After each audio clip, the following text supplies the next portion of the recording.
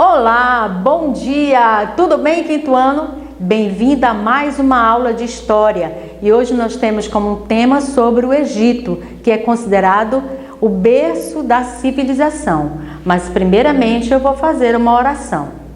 Senhor Jesus, muito obrigada por mais esse dia, porque Tu tens sido a nossa rocha, a nossa fortaleza. Eu te coloco, Pai, na Tua presença, cada família aqui representada. Tu conheces a necessidade de cada um deles, Pai. Em nome de Jesus, amém.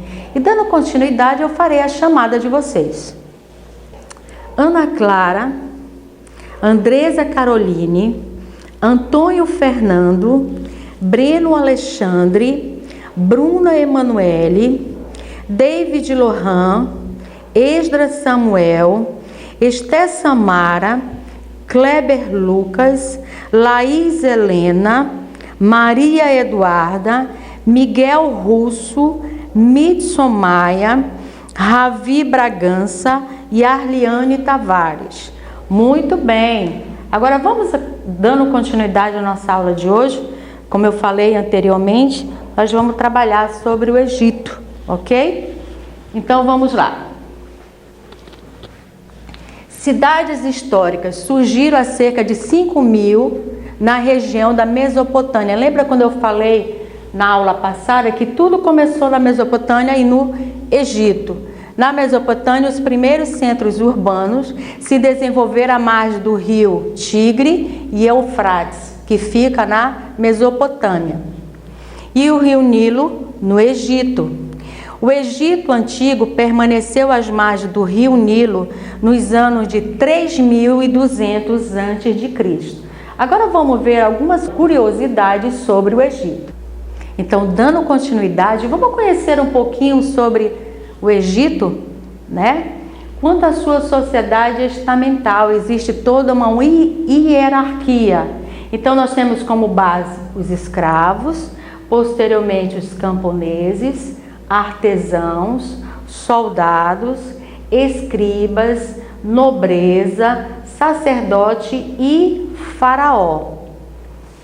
Mas como nós bem sabemos, o Egito ele é considerado o berço da civilização, certo?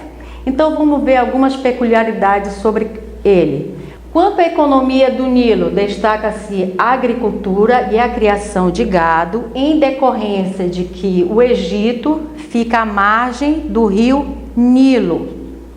Quanto à política, ela é centralizada, teocrática, ou seja, o poder político nas questões religiosas.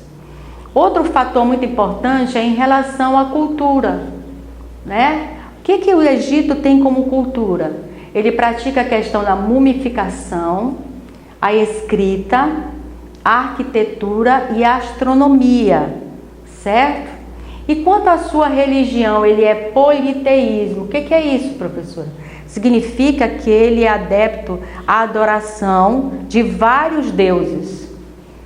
E antroposomorfismo, que são seres que têm como metade humana e metade animal.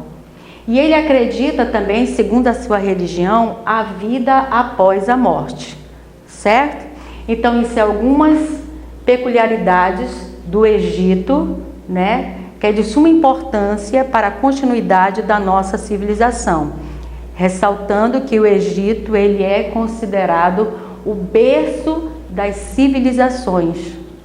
Tenham todos um bom dia e até a nossa próxima aula. Olá, bom dia! E hoje, dando continuidade à nossa aula de matemática, eu vou falar sobre o dinheiro, né? Como nós bem sabemos, o dinheiro hoje, atualmente ele é bem diversificado, mas será que na antiguidade era assim? Vamos lá ver? No início da civilização, o comércio era a base de escambo, ou seja, na troca de mercadorias. Só no século 7 a.C. surgiram as primeiras moedas feitas de ouro e prata. Isso daqui, a questão do escambo, ele funcionava, vamos supor, da seguinte forma. Eu era um agricultor e plantava tomate, né? E o meu vizinho, ele plantava melancia. Então ainda não existia a questão do dinheiro. Então o que a gente fazia? A gente trocava de mercadoria porque não existia o dinheiro em espécie. Ele só surgiu no século VII a.C. em forma de moedas de ouro e de prata. Mas antes disso, o que era utilizado como instrumento de pagar algum serviço? Na antiguidade eles usavam o gado e grãos, facas e espada, couro e entre outros. Mas a questão é o que é dinheiro e para que serve? Né? Hoje a gente pode afirmar que o dinheiro está em tudo quanto é lugar. Toda e qualquer prestação de serviço a gente utiliza o dinheiro. É um meio de pagamento utilizado para comprar bens, serviços e transações financeiras. Então, quando fala comprar bens e serviços, entra a questão do dinheiro resultante do trabalho, né? Atualmente nós temos, deixa eu virar um pouquinho aqui, nós temos os profissionais autônomos, ou seja, é um tipo de profissão em que com a atividade dele, ele tem dinheiro para fazer outras coisas. Então ele presta serviço por conta própria. Exemplo, o pintor e o pedreiro são coisas muito vigentes na nossa atualidade. Nós temos também os profissionais liberais, que são pessoas com nível técnico ou superior e prestam serviço por conta própria também. Vamos supor que eu seja uma médica, né, tenho bastante dinheiro para que eu possa montar o meu consultório e clinicar os meus clientes. O mesmo caso da questão do advogado. Então, eles são caracterizados como profissionais liberais. E aqui nós temos os profissionais assalariados. O que são esses?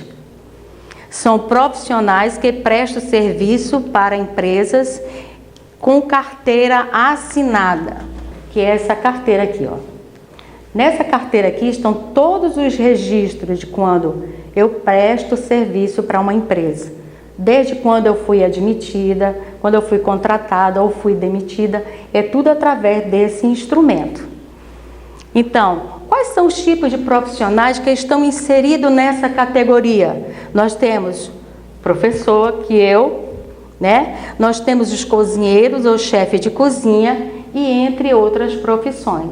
Então, como nós podemos perceber, o dinheiro ele está no nosso dia a dia, desde a antiguidade, né? E ele acompanhou a sua historicidade, por exemplo, da coisa mais simples, da coisa mais complexa, que é a cédula e a moeda.